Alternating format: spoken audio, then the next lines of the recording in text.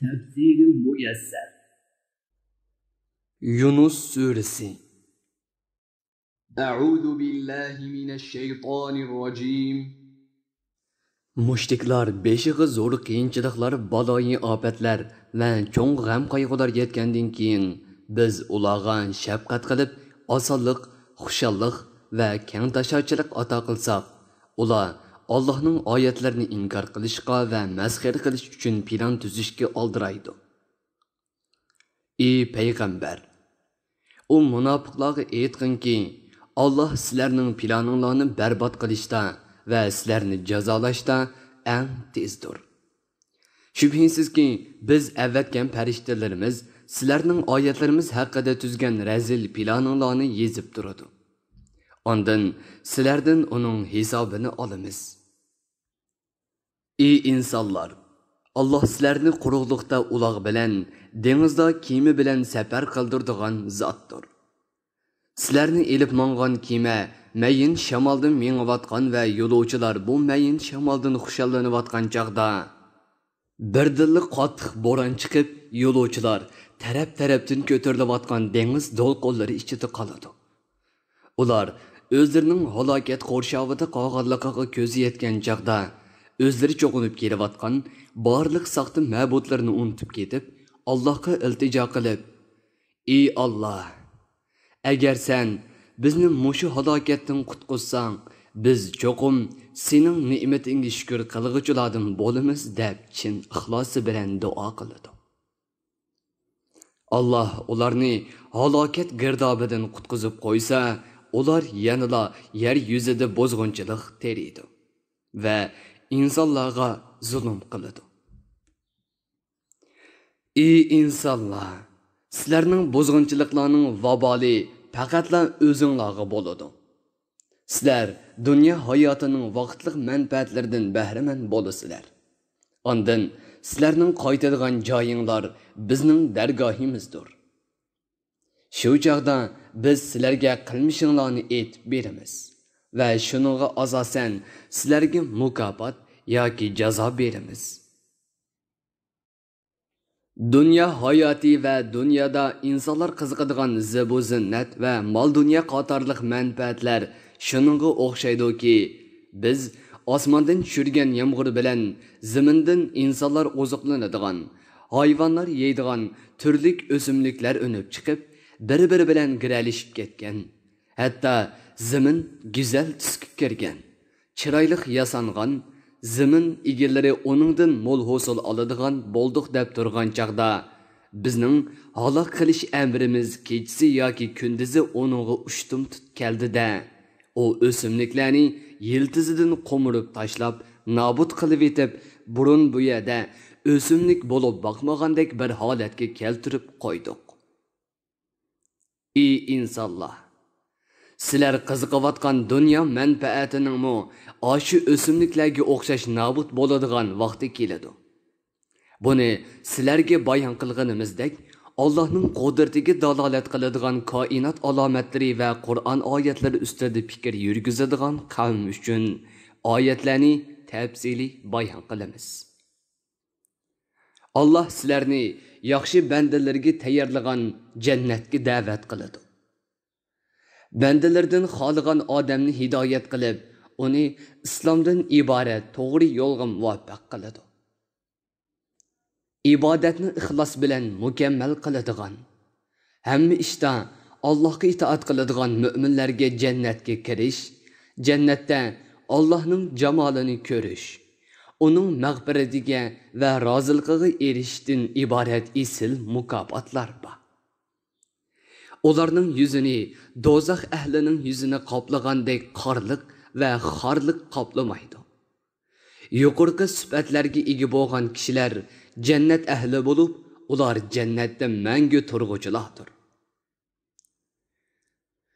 Bu dunyoda Allohni inkor qilgan va uningga osiylik qilganlar oxiratda qilmishlariga yarasha Alloh tarafidan belgilangan jazosini tortadi. Ularni qattiq xorliq qorishib oladi. Ularni Allohning azobidan qutqizib qog'uchi chiqmaydi. Ularning yuzlari go'ya qorong'u kechining zulmati bilan o'ralgandek qorayib ketadi. Ana shular do'zax ahli bo'lib, do'zaxda mangu qolg'uchilardir. Ey payg'ambar, biz xaloyiqning hammasini hisob maydoniga yig'adigan qiyomat kunini asligin.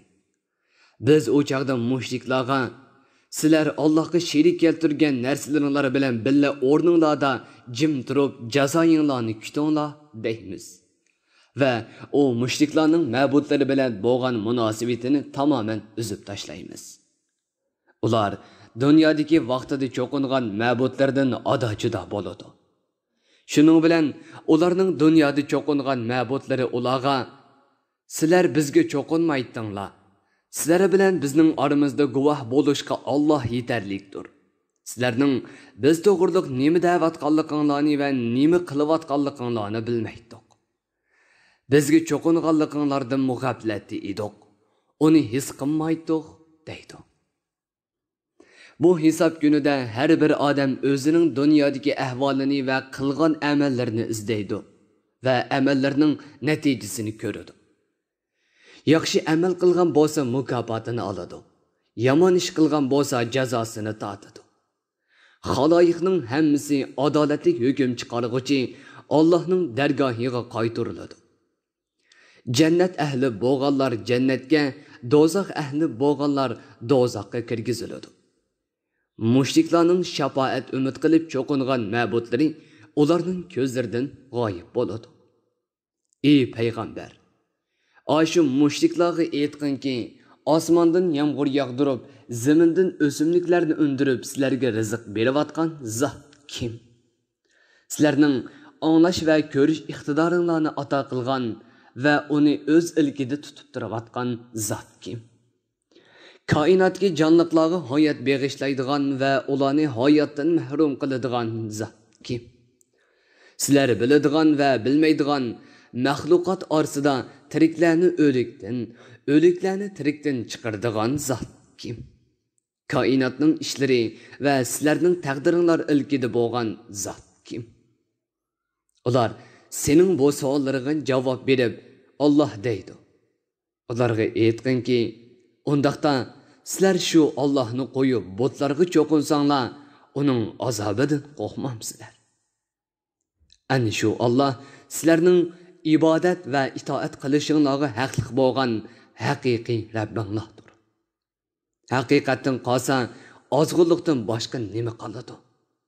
Ahvol shundoq tursa, sizlar qandoqmi Allohga ibodat qilishdan botlarga cho'qinishga burilib ketisizlar.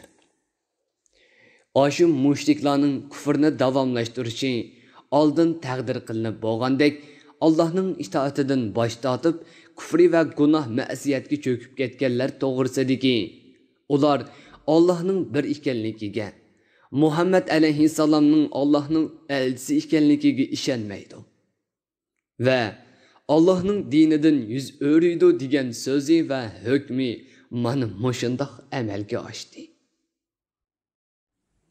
Tafsiri muyassar. Bir guruhi ulamolar nashrga tayyorlagan. Tarjima qilguvchi Muhammad Yusuf Muhammad Tursun. Muharrir Abdurrahim Davlat. Korrektor Abdulaziz Aqhun. 2020-yili yanvar 1-nashri. Teklimakan Uyg'ur nashriyoti tarafidan nashr qilingan. Mikrofon oldida İmran Abdug'ani Sadai. Bu asar avlod detallarida tarqitildi.